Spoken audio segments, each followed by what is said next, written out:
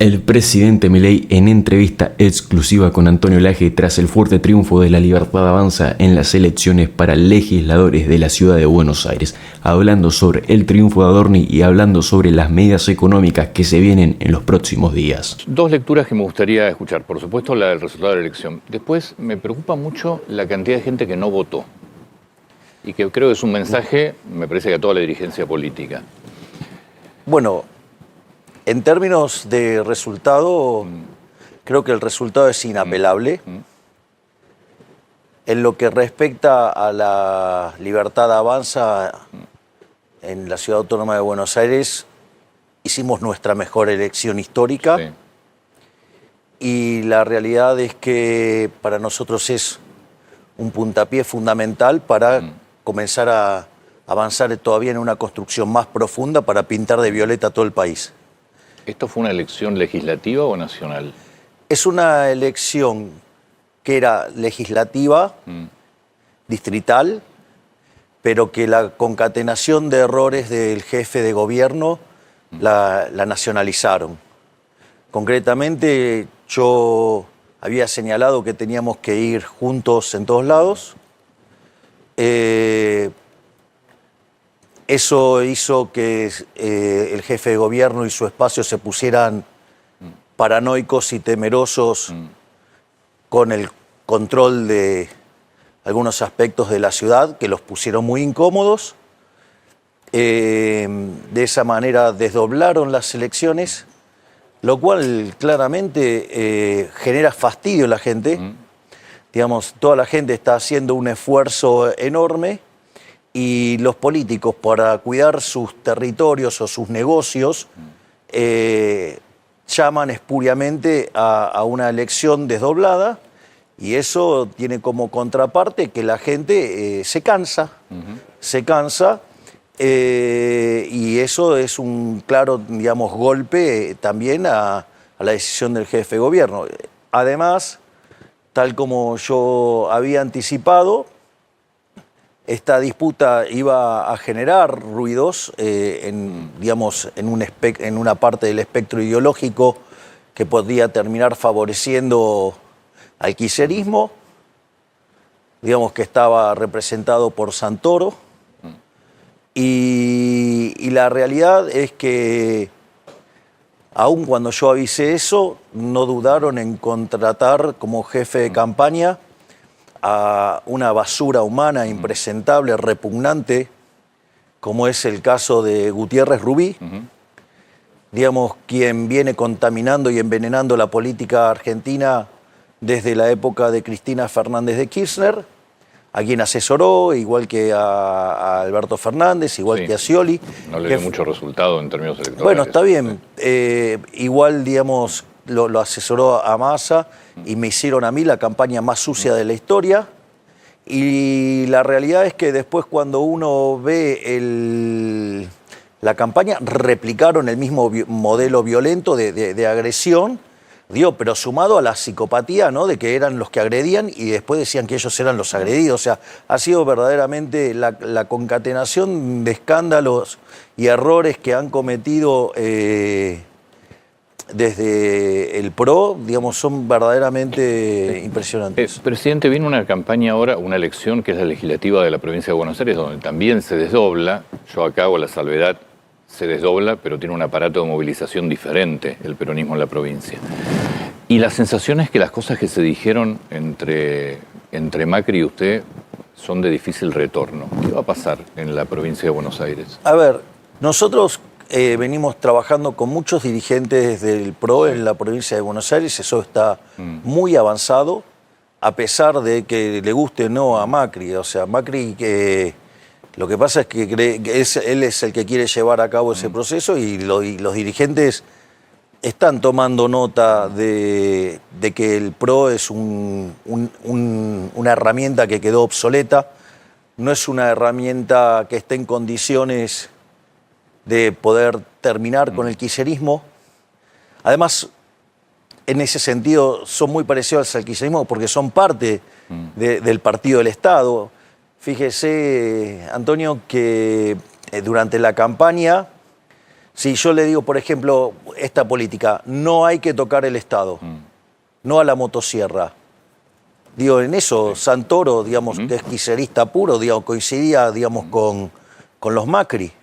Si yo le digo ir con la obra pública, que es obvio que es un escándalo de corrupción, porque la plata está, pero, digamos, las obras no aparecen.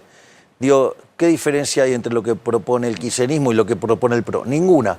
Es más, algunos candidatos del PRO proponían ingreso mínimo universal. Es una propuesta directamente de la izquierda. Una candidata proponía controlar las tasas de interés, o sea, digamos, bien, digamos, Pero entonces, ¿qué espacio hay de negociación con el PRO? Por lo que usted define, es más razonable una alianza pro-kirchnerismo que el pro-Libertad Avanza. Bueno, hay alguna parte del PRO que se tiene que sincerar y decirle a la gente que los estafó, que son unos estafadores y que en realidad se pusieron de ese lado para ver si podían ganar una elección y pegar un cargo, pero que igual siguen teniendo ideas de izquierda. Ahora, eso por un lado, pero aquellos que estén dispuestos a abrazar las ideas de la libertad, nosotros los vamos a recibir a todos, los vamos a abrazar a todos y, digamos, y vamos a hacer un espacio, digamos, en el cual vamos a hacer que todo lo que es del espectro centro-derecha, digamos, o sea, digamos, va a estar incluido y nosotros tenemos confianza que en eso vamos a avanzar fuertemente. Las negociaciones están muy avanzadas y nosotros creemos que en la provincia de Buenos Aires vamos a dar otro batacazo. Bien, eso es con dirigentes. Usted dijo en las elecciones, ayer cuando fue a votar, después de la denuncia de Macri sobre el uso de inteligencia artificial, campaña sucia por un video que se publicó en redes, usted dijo que Mauricio Macri estaba... Es un llorón. Es un llorón. Bueno, es un llorón y que parece un chico de cristal. Le contestó Macri anoche. Escuché, me gustaría conocer su respuesta también. Sí, lo escuché. Sí. Yo le diría, yo le hago un acuerdo, le hago una propuesta, yo le hago una propuesta, Javier, porque por ahí lo vean anoche, ¿no? Sí, sí. Digo, Javier, yo dejo de llorar por las maldades y perversiones de tu entorno, y si vos dejás de llorar por las cosas que dicen los periodistas y los economistas, hacemos un acuerdo. Entonces digo, la realidad es esa, ¿no? Bueno, lo primero que me parece condenable es la primera parte de la declaración. Digamos, acusa a mi entorno de cosas que... Por un video final de... A ver, digo, yo entiendo que él para algunas cosas ya está grande y no las entiende. Su espacio parece que tampoco la entiende, o sea, porque evidentemente las redes sociales tienen una lógica. A mí, por ejemplo, ese video me lo pasó un periodista. Porque la verdad yo estaba trabajando con los temas de lo de las inundaciones, ¿no? Sí. De Zárate, Campana, y estábamos con Patricia Bullrich y con Petri. Yo, digamos, cuando aparecen este tipo de eventos, no voy al inicio, porque en realidad es un estorbo. Le cuento cómo es, si me lo permite. Por favor. ¿Qué es lo que pasa? Cuando yo llego a un lugar, toda la gente que está trabajando viene y me hace un reporte. Y todos se quedan durante el reporte. Eso puede llegar a demandar 3 o 5 horas según el tamaño del problema. Y esas primeras horas son cruciales para vidas humanas o, digamos, o sea, o todo tipo, o animales o demás, mascotas. Entonces, es crucial ese momento. Entonces, entre hacer la del político inmundo que prioriza su foto para mostrarse como cercano a la gente, digamos, generando el riesgo que se pierdan vidas, bueno, yo prefiero que la gente especialista trabaje, que nadie los moleste y que en esas horas cruciales resuelvan problemas y yo, digamos, monitoreo desde afuera. O sea, entonces yo, digamos, estaba trabajando con ese tema.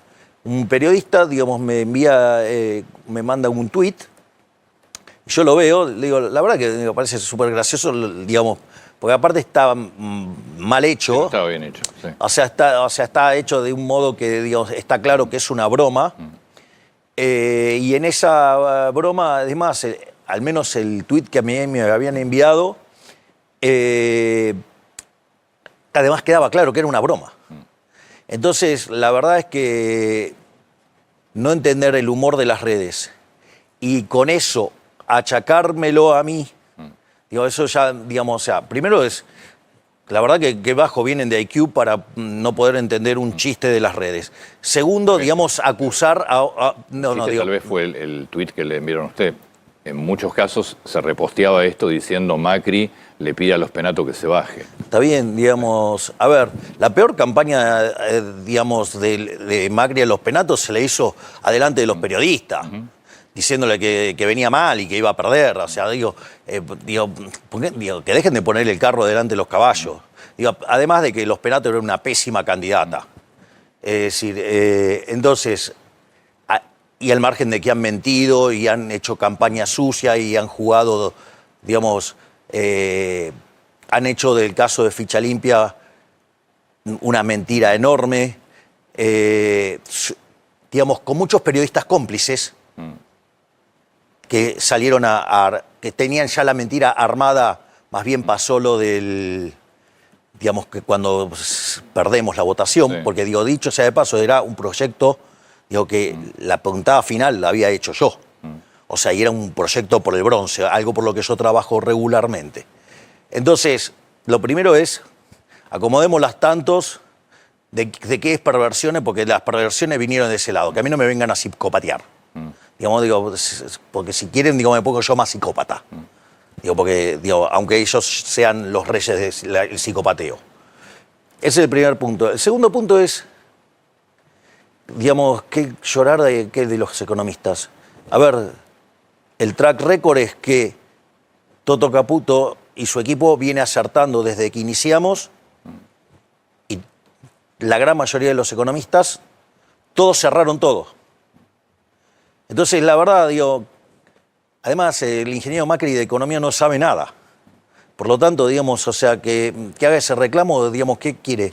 Proteger, digamos, actitudes como la del señor Lacunza, que iba y decía que tenía información confidencial del fondo para tirarnos tierra, y que cuando se empieza a filtrar algo, digo, nosotros ya lo sabíamos porque el presidente de esa institución había llamado a Toto Caputo para contarle lo que había pasado, llama y dice que eso no es, digamos, que él siempre habla bien de nosotros. O sea, digo, así le puedo nombrar varios economistas que juegan sucio.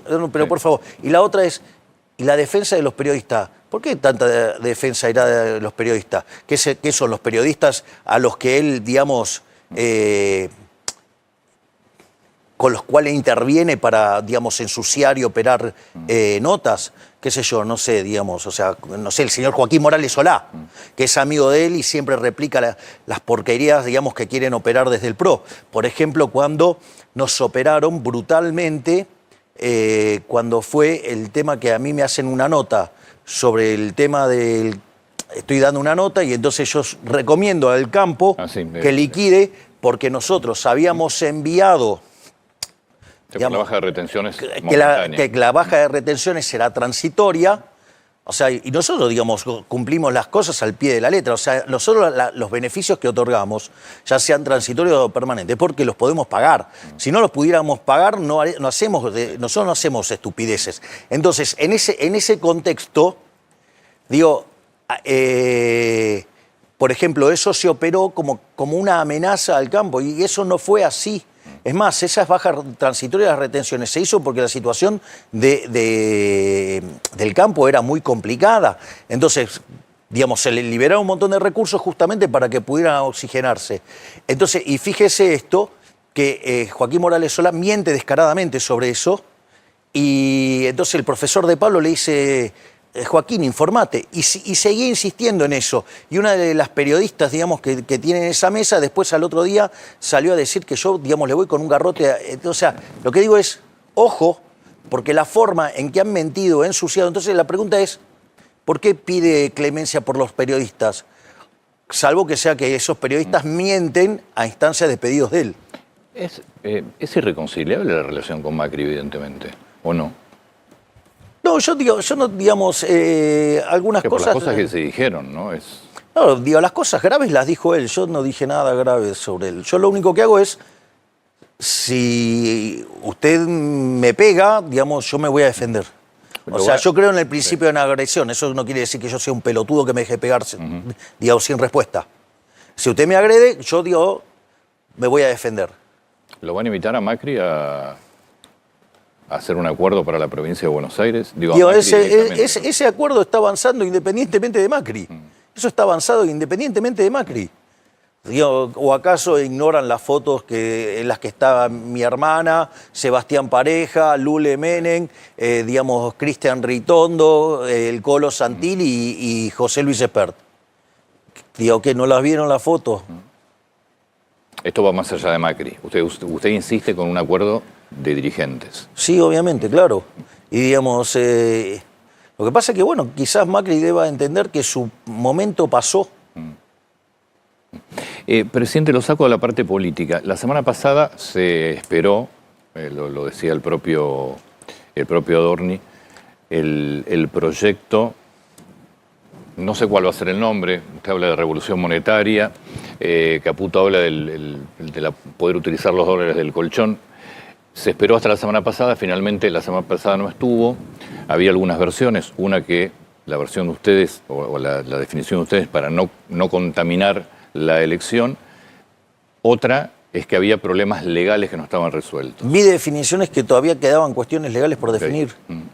Y que no querían un día antes de la elección. No, el punto es el siguiente. Nosotros, a ver, la verdad es que la medida es revolucionaria en lo monetario. Argentina tiene un PBI, digo, de 600.000 millones de dólares. Y los argentinos en el colchón tienen... Las estimaciones oscilan entre 200.000 y 400.000 millones de dólares. Quiere decir que oscila entre el 33 o el 66% del PBI.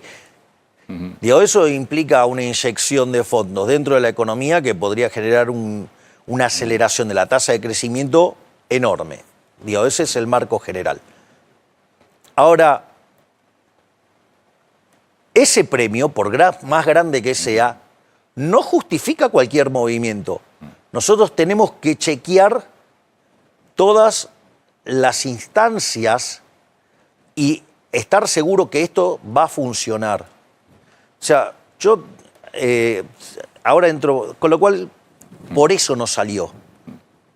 Digamos, obviamente que electoralmente hubiera sido un golazo, pero el punto es, yo por rascar más votos no voy a arriesgar una medida y que nos pueda generar algún tipo de problema. Es decir, la medida tiene que tener una característica que pueda ser irreversible. Básicamente, ¿por qué están esos dólares en el colchón? ¿Por qué están esos dólares fuera del sistema? Tiene un motivo. No es que los argentinos que hicieron eso tienen un odio o un desprecio particular por el país.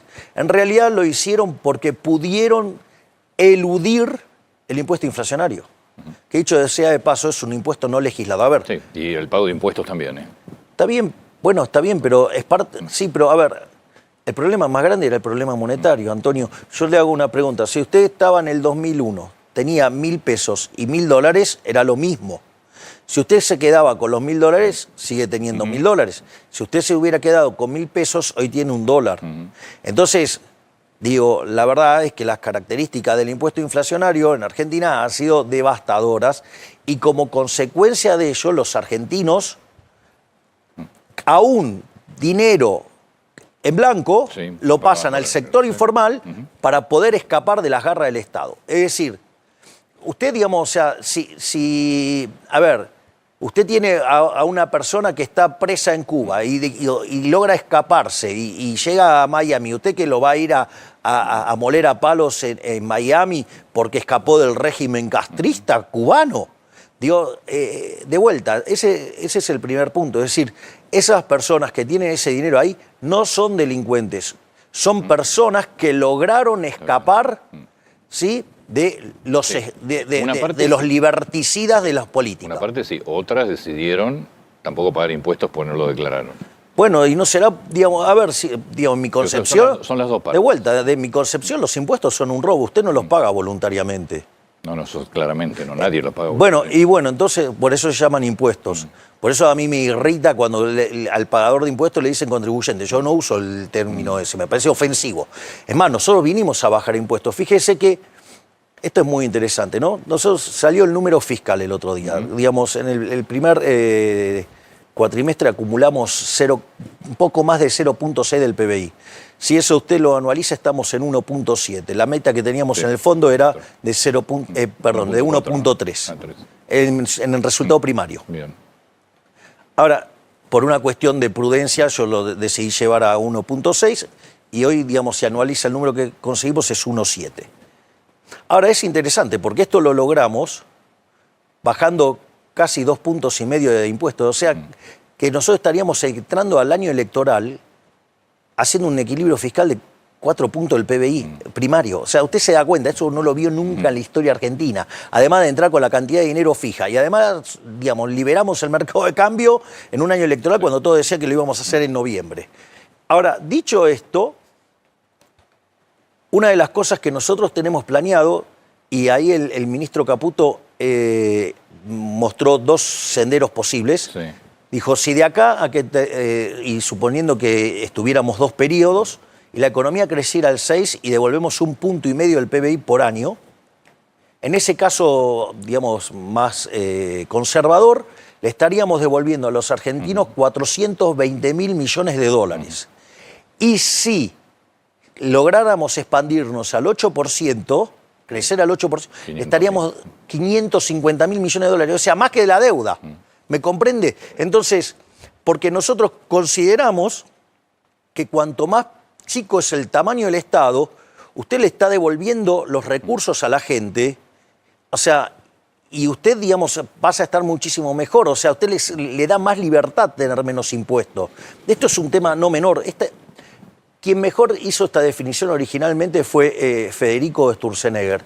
Es decir, esa idea inmunda, deplorable, que es la idea del Estado presente, cuando el político le está diciendo que quiere un Estado más grande, lo que le está diciendo es que le va a meter la mano en el bolsillo para sacarle plata. Eso es lo que tiene que entender la gente. Que la mayor crueldad, digo, porque el sensiblero Zambaca, digamos, el modelo de la crueldad. No, la crueldad es el ajuste presente, porque le revienta el bolsillo a la gente de bien, a la gente que trabaja. Y claro, como él es un parásito que toda su vida vivió del Estado, claro, le parece súper cruel, porque, digamos, los ñoqui y todos esos inútiles, digamos, que no sirven para nada, pero viven a costa de lo demás, y sí, la van a pasar mal. Y sí, digamos, pero digamos, me parece que lo lógico es que uno trabaje, no, digamos, vivir el trabajo ajeno. ¿Volvemos al proyecto? Sí, claro, cómo no. ¿Qué va a pasar? Porque lo que plantean muchos es, mirá que hay dinero, primero hay dinero que no está declarado, que muchas veces sí pertenece dinero en blanco que pasó al circuito negro, otras veces es dinero directamente en negro. Después, ¿qué pasa con las medidas de seguridad? ¿Cómo te aseguras que ese dinero no viene de narcotráfico, no viene de actividades ilícitas, más allá de la evasión de impuestos? Y después, ¿qué pasa con la gente que siempre cumplió? A ver, vamos por parte. ¿Qué definimos como ilícito? Digamos, ¿qué es lo que se define? Digamos, porque la gente que intentó protegerse de los políticos ladrones, digamos, o sea, son héroes, ¿no? Digamos, delincuentes. No, básicamente vamos a todo lo que te marcan las normas de seguridad internacional. Ahí, digamos, sí, pero lo que pasa es que las normas internacionales no tienen ley penal cambiaria y cepos y esas aberraciones que tenía Argentina. Entonces, eso no es un tema menor. Segundo, aquellos, digamos, que básicamente viene de actividades, por ejemplo, porque yo escuché, digamos, algunos políticos ya, digamos, muy amortizados, o sea, decir, no, bueno, pero el dinero del narcotráfico. El narcotráfico, usted lo combate, digamos, con el Ministerio de Seguridad, con el Ministerio de Defensa, ¿no? Usted no utiliza la economía, digamos, para combatir el otro delito. Producto del narcotráfico, el narcotráfico después tiene que blanquear ese dinero pero de vuelta, pero trabaje sobre el narcotráfico, digamos. Entonces, ese es el punto. Y la otra es, ok, el que no se pudo escapar. Ahora digo, bueno, lo lamento por el que no se pudo escapar, digamos, o sea, pero el otro no hizo nada malo. Es decir, es una declaración de envidia. Es decir, el que pudo zafar, genial. O sea, y no lo tengo que castigar porque pudo huir del ladrón. O entonces, digamos, el que se quede en la cárcel lo tengo que premiar porque hubo alguien que pudo salir, digamos, de la cárcel que nos imponen los políticos. No, está el que cumplió todas las reglas y todas las normas y leyes. Bueno, el que no cumplió. está bien, digamos, quizás no tuvo el talento o no tuvo las agallas o no tuvo lo que fuera para salir del sistema. Es decir, de vuelta, ¿qué quiere que le diga? O sea, si todos hubieran logrado hacer lo mismo, quizás los políticos hubieran dejado de robarnos. O sea, digo, porque la dinámica es esa. No, a ver, yo, y lo dije 20 veces al aire, con lo cual no lo puedo repetir ahora, a mí me parece muy importante que se pueda utilizar el dinero que mucha gente en blanco tuvo que ir y comprar dólares en negro y pasar en negro un dinero completamente legal. Sí me preocupa el tema de controles sobre dinero que realmente no es de una evasión impositiva y sí me preocupa también, digo, todos los que... Pero defínemelo y vemos si el problema o no. Sí. Digo, porque si de vuelta, si el problema del narcotráfico lo combatimos con el Ministerio de Defensa y el de Seguridad. ¿Cuándo se va a reconocer esa medida? Se están trabajándose los detalles, digamos, con lo cual, cuando estén, digamos, nosotros de vuelta no nos vamos a apurar para sacar una medida. La medida va a estar cuando tenga que estar técnicamente impecable. Lo que sí le puedo contar es el porqué de la medida. Mire, el tema es el siguiente. En Argentina está pasando algo que no vio nadie, porque nadie tiene más de 123 años como para decir que lo vio. Es la primera vez en la historia argentina que usted tiene superávit fiscal, que usted tiene cantidad de dinero fija y al mismo tiempo tiene tipo de cambio libre. Originalmente había 3 anclas, que era el ancla fiscal, el ancla monetaria, esas dos siguen. Antes teníamos un sendero de tipo de cambio. Al conseguir la cantidad de dólares que conseguimos, nosotros liberamos, entonces el ancla no es ahora el tipo de cambio, sino digamos que es el balance del Banco Central que está capitalizado. Ahora, ¿qué es lo que sucede? Nosotros solamente vamos a intervenir en las bandas. Y dentro de las bandas el tipo de cambio es libre. Sí, bandas que cada vez van a ser más grandes. Exactamente, porque cada vez implica mayor libertad. Entonces, ¿qué es lo que ocurre? En ese sentido, la única forma que usted tiene para monetizar la economía es, digamos, venderle pesos a cambio de dólares a quien, digamos, quiera pesos. Entonces, otro le diría comprar dólares, pero nosotros usamos la terminología de otra manera para que la gente lo racionalice mejor. Dicho esto, ¿cuál es el problema? Argentina, la cantidad de dinero no crece o cae, porque básicamente nosotros tenemos superávit fiscal. Nosotros, por ejemplo, recaudamos por mes 1/3 de la base monetaria amplia. Y encima hacemos superávit. Entonces, digamos, eso genera una situación de que la cantidad de dinero, digamos, se contrae. El otro elemento que sucede es que la monetización de Argentina es muy baja. La cantidad de dinero que tienen los argentinos en términos de PBI es muy baja. Debe ser 6,5 del PBI, debería estar entre 13 y 15.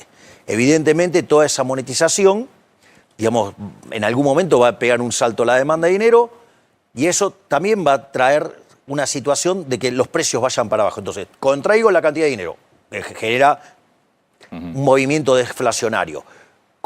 Aumento la demanda de dinero, me genera un movimiento deflacionario. Y tengo crecimiento económico, me genera un movimiento deflacionario, porque me hace aumentar más la demanda de dinero.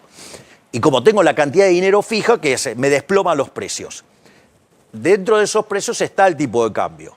Ahora, ¿qué es lo que pasa? Eso hace que en la dinámica virtuosa de la economía, ese aumento de la demanda de dinero... Falta moneda. Claro. Y cuando a usted le falta moneda, la forma en que se corrige eso es con la deflación. Ahora, usted para corregir por deflación tiene que tener acompañada toda la estructura contractual de la economía. Naturalmente, después de 90 años de Banco Central, la estructura contractual de la economía está diseñada para una economía inflacionaria, no para una economía, digamos, que, no tiene, que tiene deflación y que además crece. Como no está diseñada para eso, en el medio, cuando entre que aprenden los agentes y todo, digamos, dada la velocidad de ajuste, por ejemplo, en el tipo de cambio, usted puede mandar a la quiebra un montón de empresas y puede llegar a limar el crecimiento económico, que es clave para seguir sacando a Argentina de la pobreza. Que dicho sea de paso, este gobierno que no tiene corazón, que es cruel y no sé qué cosa, sacó 10 millones de personas a la pobreza. Entonces, en ese contexto es que nosotros habilitamos la dolarización endógena. ¿Para qué? Porque como la cantidad de dinero en la economía la determinan los individuos, que sean los individuos poniendo los dólares en el sistema y que, digamos, moneticen la economía los propios individuos.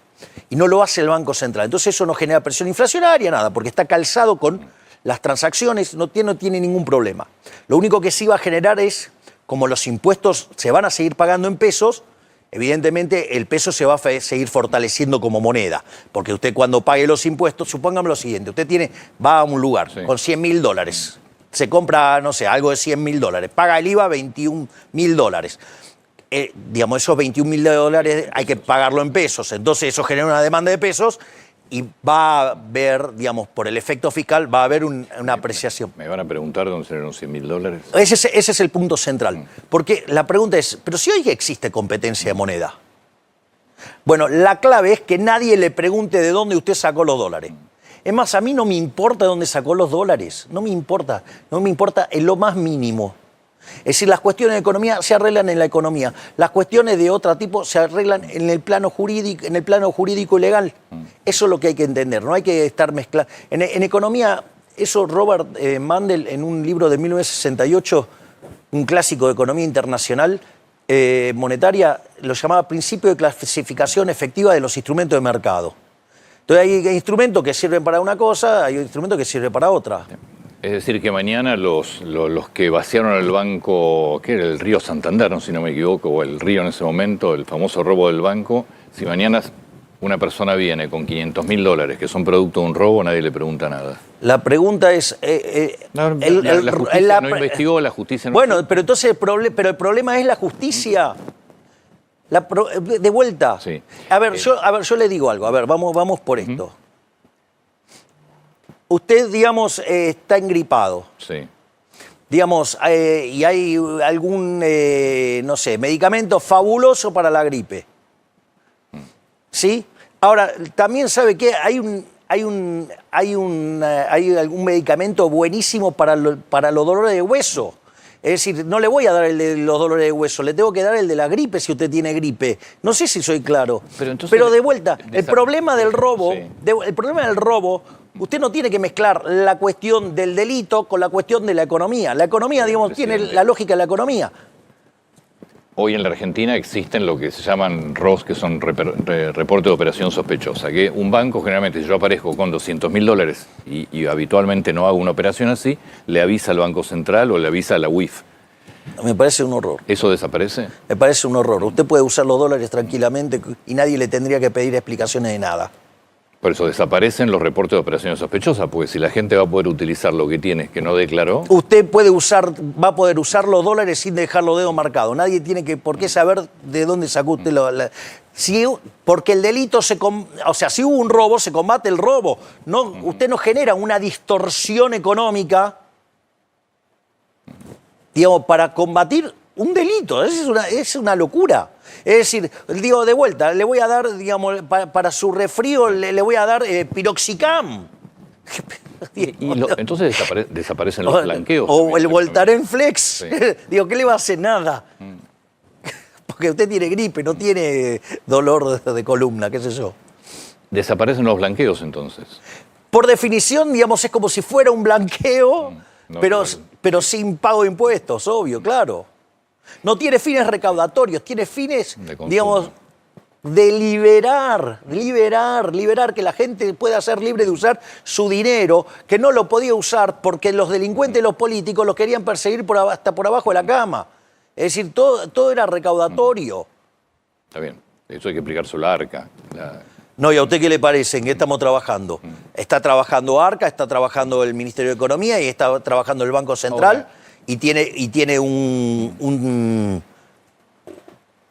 testeo, digamos, desde el Ministerio de Igual, de para que Justicia. sea, como usted planteó, irreversible entre comillas, en la Argentina no hay nada, tiene que ser por ley, no por decreto. Utilizaremos los instrumentos que tengamos disponibles para hacerlo. Y no hay fecha. Las medidas van a estar cuando estén perfectamente confeccionadas. Fue lo mismo que el cepo. Nosotros dijimos, las condiciones para el cepo eran estas. Sí. Salvo que aparecieran 15.000 millones de dólares. Sabíamos que con 12.000 salíamos. Aparecieron 20.000 cash, listo. Y todos decían, no, porque el año electoral no lo va a hacer. Y, digamos, era una medida pro libertad. Sacar el cepo era a favor de la libertad. No hay nada con lo cual negocie la libertad. Ni año electoral, ni nada. O sea, yo lo que quiero que quede claro, que yo voy a hacer lo que debo hacer. Yo voy a hacer lo que debo hacer. Y no me importa ni el ciclo político, ni el... No, yo voy a hacer lo que tengo que hacer. Entonces, yo veo un contexto internacional que se había puesto más complicado y que requiere mayor resultado de la cuenta corriente. Ok, ¿cómo hago más resultado de la cuenta corriente? Puedo agarrar, subir impuestos, que no me gusta. Puedo, por ejemplo, devaluar y perjudicar a los más vulnerables, no me gusta. Entonces, ¿qué hice? Le puse mayor ajuste al sector público. ¿Me comprende? O sea, todas las medidas tienen un origen moral. El origen es moral. Cuando estuvimos con el profesor Huerta de Soto, cuando yo le entrego la orden de mayo, una de las cosas que hice fue hacer énfasis en una contribución de él que se llama la teoría de la eficiencia dinámica. Es una maravilla el trabajo, no me voy a poner a explicarlo acá, pero lo más interesante es la conclusión del trabajo. Porque usted, digamos, la eficiencia dinámica vendría a ser el contexto donde usted logra que haya un mayor crecimiento económico. Vendría a ser simplificado, ¿no? Caricaturizado, pero, digamos, divulgable. En ese contexto, ¿cuál es el arreglo normativo que genera esa mayor expansión?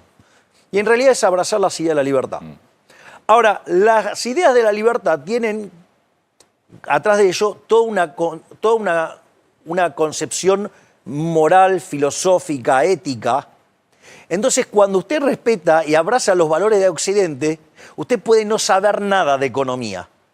Pero si hace lo que corresponde en términos éticos y morales, usted tiene una economía próspera. De lo que se planteó en campaña, ¿qué falta? Nada, cumplimos todo. Esto es interesante, porque antes de abrir el cepo ya estábamos en 97% de cumplimiento, ya cumplimos todo. Digo, abrimos el cepo porque la competencia de monedas, que era lo que yo había planteado, está en marcha y la dolarización ocurre endógenamente. En la medida que la gente empiece... Porque la pregunta es ¿por qué hoy no ocurre? Bueno, justamente no ocurre porque la gente deja marcado a los dedos cuando gasta los dólares. Entonces, también es un problema de confianza, en una Argentina. No, bueno, digo, Claro. sáquele el arca de encima y va a ver cómo va a funcionar. Digo, esa es la realidad. Entonces, la realidad es que hoy, a un año y medio, hemos cumplido todas las promesas de campaña. Hemos hecho 2.000 reformas estructurales. Es decir, cuando yo digo somos el mejor gobierno de la historia, yo digo, tengo un fundamento de por qué digo esto. Mire, hay un trabajo maravilloso de Gerardo de la Paulera, Osoli e Irigoyen que se llama Passing the Buck.